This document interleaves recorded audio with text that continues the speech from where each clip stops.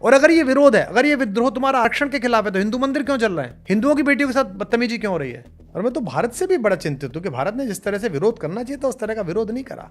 ये कोई सन 64 का भारत नहीं है। 150 करोड़ लोग हैं, जिसका एप्पल फोन फेंक देंगे कल दुकान बंद हो जाएगी जिसकी। ये किस दिन के लिए पाल कर रख रखे हैं ये राफेल? इनमें क्या है? इन बच्चों से खिलाओगे इन्हें उड़ा के? क्या वो चड्डी घुमा के लाता हूँ आसमान में? क्या किया था मैडम गांधी ने? बदतमीजी कर रहे थे, उसने कहा बदतमीजी नहीं करने दूंगी। और उस समय तो निक्सन था, बिना मिले चली आई थी शेरनी।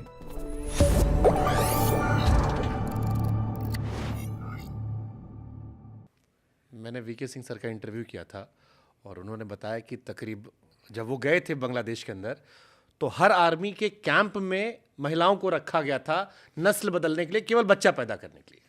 ठीक है, तो आप देखिए कि जिन्होंने, जिनके माँ बापों ने, जिनके पूर्वजों ने उस शेख मुजीबुर रहमान की ताकत के सहारे जिंदगी का उजाला देखा था, गुलामी से बाहर आए थे, आज उनका ब्रेन वॉश ऐसा कर दिया गया है कि वो तोड़ दिए गए। मेरी आपकी जिम्मेदारी है कि हम भारत में अगर ऐसी कोई सोच रख रहा हो कि एक दिन गांधी के पुतले ऐसे तोड़ेंगे हम, तो उसके खिलाफ हम अपना अस्तित्व लड़ा के खड़े हो जाएं कि जब तक हम जिंदा हैं, जब तक हमारा शरीर है, तुम ऐसा नहीं कर सकते।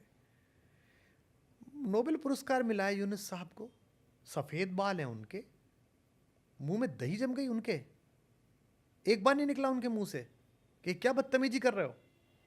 अरे उनकी लड़की तानाशाह है, उनकी लड़की ने खराब शासन चलाया, उनकी से लड़की सुप्रीम कोर्ट खरीद लिया, जो भी तुम्हारा आरोप है हो सकता है, हो चलाओ उसके खिलाफ मुकदमा, हरा दो उसे चुनाव। भाग गई वो तो, देश छोड़ के आ गई क्योंकि तुमने कह दिया चले जाओ। अब जिसके सहारे देना है दे लो उसको देश। पर ये क्या बदतमीजी कर रहे हो भाई आप एशिया का रोरिंग टाइगर थे, टका रुपए से ज़्यादा मजबूत हो गया। हम ये शर्ट खरीदते हैं, पहन रखी है मैंने, ये बांग्लादेश की खरीदी हुई, बांग्लादेश से नहीं ली मैंने, लंदन से ली है। लंदन में ज़ारा के हॉल में गया था, बिक्री थी, ले ली, पहन ली, अच्छी लग गई, अंदर लिखा हुआ मेड इन बांग्लादेश। खुश हुआ, मेरे भाई की है, कोई बात नहीं मुझसे लगे, पर मेरे चाचा के लड़के की है, ऐसे तो लगेगा ना आपको। खुश हुआ। अचानक आपको याद आया कि हम इस्लाम में यकीन करते हैं भाई। और अगर ये विरोध है, अगर ये विद्रोह तुम्हारा आरक्षण के खिलाफ है, तो हिंदू मंदिर क्यों चल रहे हैं? हिंदुओं की बेटियों के साथ बदतमीजी क्यों हो रही है? 300 साल पुराना एक संगीतकार का घर क्यों जला दिया? हमको ज्ञान मत दो, हमको मत सिखाओ तुम। इसका मतलब अंदर तुम्हारे वही सोचे, क्या बकवास, और कैसे चलोगे? चलो अच्छा, तुम्हारी जहालत मुबारक, इधर एक जाहिल है तो उधर भी जाहिल से, कोई दिक्कत नहीं। हम तो सत्य की दीप शिखाएं हैं, हम तो हजारों तूफानों में जिंदा रही हैं। तुम तो जरा से हो, अब तो यूनाइटेड नेशंस भी है, अब तो नाभिकीय ऊर्जा भी है। तब तो खड़ग लेके आता था वो, और हमारे सामने ही करता था, लूटता था, सोमनाथ लूट के ले गया, राम मंदिर लूट के ले गया। और वो जाहिल आया था रेगिस्तान से राम मंदिर लूटने के लिए, सोमनाथ लूटने के लिए, कि यहाँ का हीरा ले जाऊंगा, मेरी प्रगति हो जाएगी। है उस राम के माथे पर आज भी 400 करोड़ का हीरा लगा हुआ है, और तू आज भी रेगिस्तान में कटोरा लेके घूम रहा है, गधे की पीठ पे घूम रहा है। किसी को लूटने से कोई अमीर नहीं बनता। क्या राम से सीखा होता, क्या सोमनाथ से सीखा होता, यहाँ आके थोड़ा वेदांग जानता, यहाँ आके थोड़ा ज्योतिष जानता, फलित जानता, यहाँ आके थोड़ा वैशेषिक दर्शन पढ़ता, तो तू भी प्रगति के पथ पे होता। तेरी भी श्री हरिकोटा से सुबह दोपहर शाम मिसाइल उड़ रही होती, तेरा भी सत्यम बैठा होता गूगल में, तेरा भी शिवम बैठा होता किसी बड़ी कंपनी में, लेकिन तूने ऐसा किया ही नहीं। तो ये अपने पतन के रास्ते पर हैं। मुझे दुख होता है यूनुस खान साहब जैसे लोगों पर।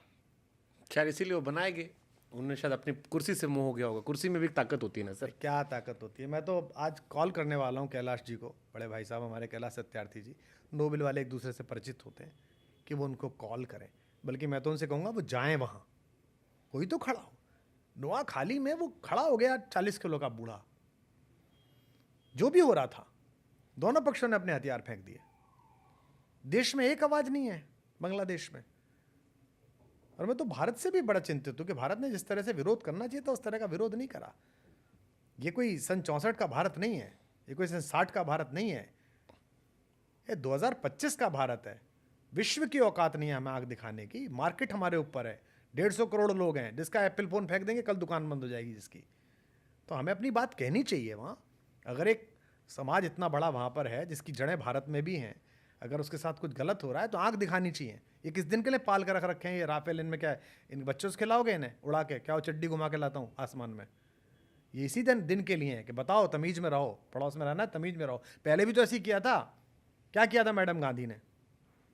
कितनी गाली दे लीजिए मैडम गांधी को, क्या किया था उसने? यही तो किया था, बदतमीजी कर रहे थे। उसने कहा बदतमीजी नहीं करने दूंगी। और उस समय तो निक्सन था, बिना मिले चली आई थी शेरनी, गई थी यूनाइटेड नेशंस में।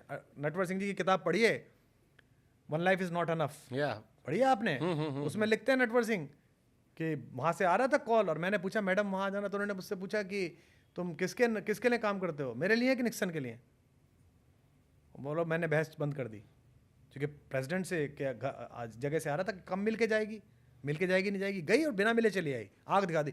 भूखा नंगा हिंदुस्तान था, खुद बनाते नहीं थे, कोई सॉफ्टवेयर नहीं बनता था हमारे यहाँ, जूझ रहे थे हम, तब हमने आग दिखा दी थी। अब क्यों नहीं दिखाते भाई साहब? आप आग दिखाइए, आप अपने हिसाब से दिखाइए, जो भी आपका तरीका होता हो।